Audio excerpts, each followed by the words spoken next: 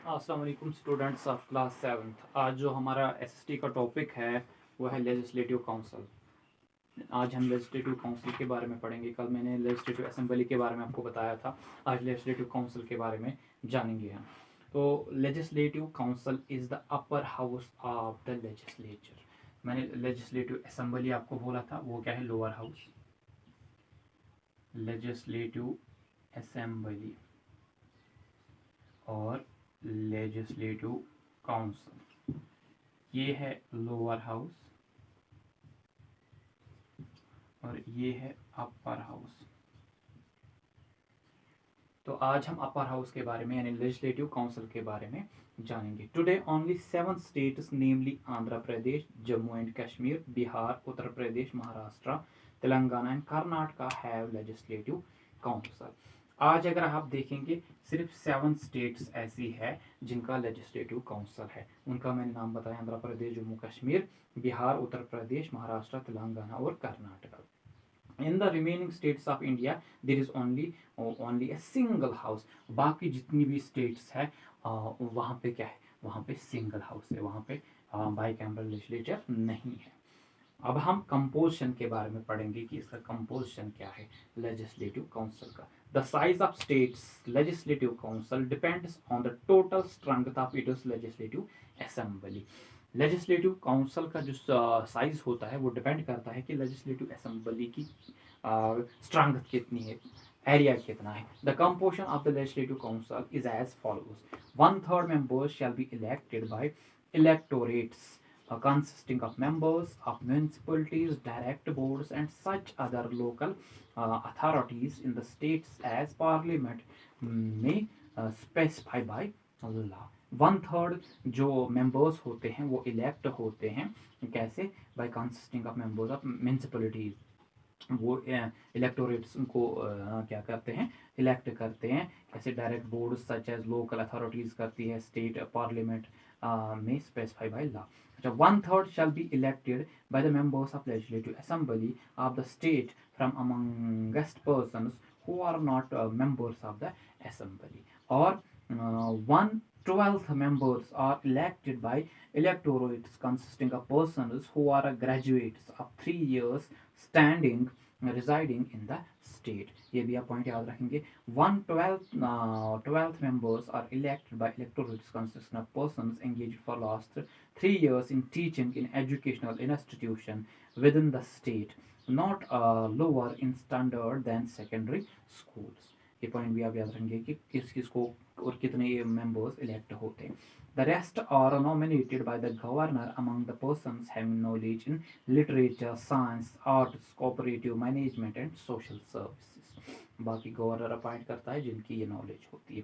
ये हम कंपोजिशन पढ़ रहे हैं स्टेट लेजिस्लेटिव काउंसिल का।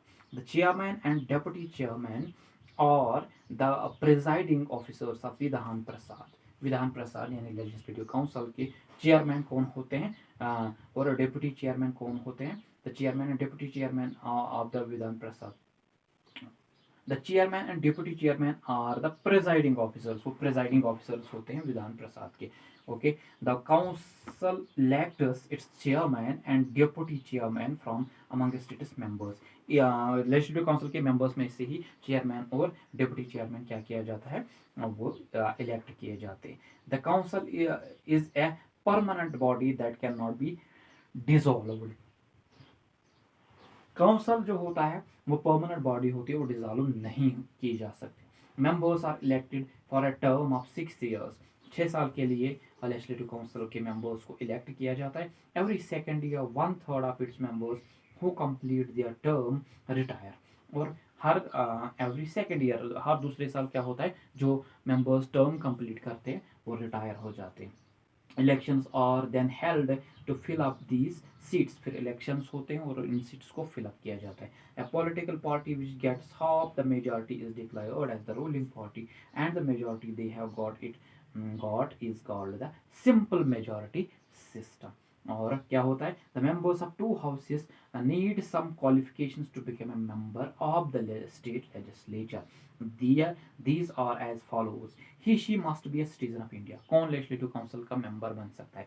वो सिटीजन होना चाहिए इंडिया का. Number second, the member of legislative assembly and legislative council must not be less than 25 years and 30 years of age respectively. जो क्या होते हैं इनके लेजिस्लेटिव असेंबली और लेजिस्लेटिव काउंसिल के मेंबर जो बनना चाहता है वो 25 years का लेजिस्लेटिव असेंबली के लिए और लेजिस्लेटिव काउंसिल के लिए 30 years की एज मिनिमम होनी चाहिए. और they must not hold any office of profit under the government. Government के किसी भी ऑफिस में वो एज एम्प्लॉय या और कुछ नहीं होना चाहिए. और he she must be of a sound mind and must be free from any legal proceedings. और वो किसी भी क्या सबमर्ज एक्टिविटी में बर्बाद करने वाली बुरी एक्टिविटी में इलीगल एक्टिविटी में क्या नहीं होना चाहिए, मुलविस नहीं होना चाहिए. आप देखते हैं powers and functions of state legislature. ये स्टेट लेजिस्लेचर जो होता है इसकी पावर्स और फंक्शंस क्या है. In states where there is a bicameral legislature, legislative powers are exercised by the two houses jointly. States जहाँ पे bicameral legislature जो मैंने कहा two houses है legislative assembly और legislative council, तो वहाँ पे क्या होता है, वहाँ पे legislative powers are exercised by the two houses jointly.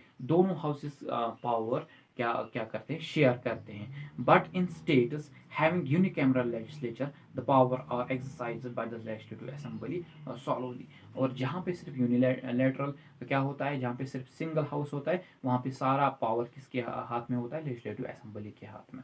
और powers and functions of the state legislature are given below. अब देखते हैं इनके पावर्स क्या है, नीचे लिखे हुए. लेजिस्लेटिव पावर्स, पहले इसके लेजिस्लेटिव पावर्स होते हैं. The state legislature makes laws on 61 subjects given in the state list and 52 subjects given in the concurrent list.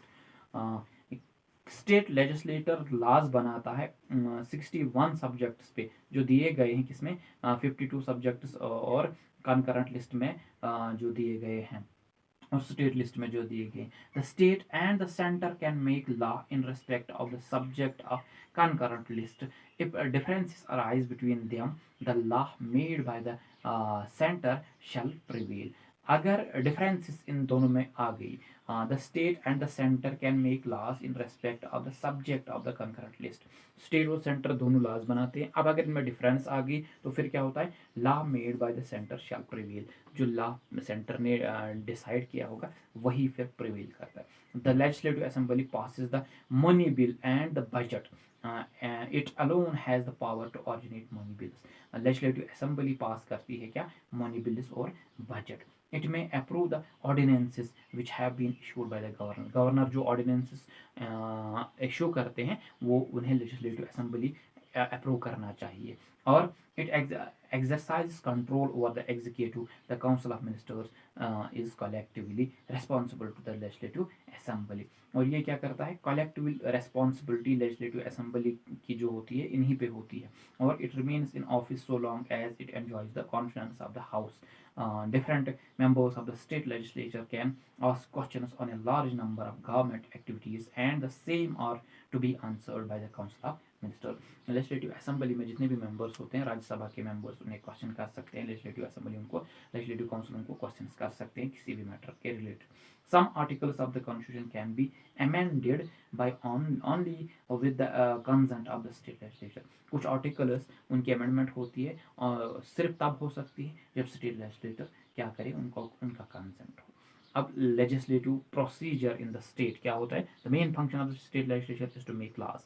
Main function state legislature का क्या होता है, लॉज बनाना, कानून बनाना. Procedure of passing an ordinary bill. Two things need to be kept in mind regarding an ordinary bill. Such a bill can be moved in either house of the legislature. An ordinary bill can be moved by any member of the house. तो bill तभी पास हो सकती है, कोई भी bill, जब state legislature उसे पास करे. तो ये था स्टेट लेजिस्लेचर के बारे में. कल हम इंशाल्लाह गवर्नर के बारे में पढ़ेंगे. आज के लिए इतना ही. आप टर्म 1 के लिए प्रिपेयर रहिए, हिस्ट्री का सिलेबस लर्न करिए. बाकी आज के लिए इतना ही. Thank you. Have a nice day.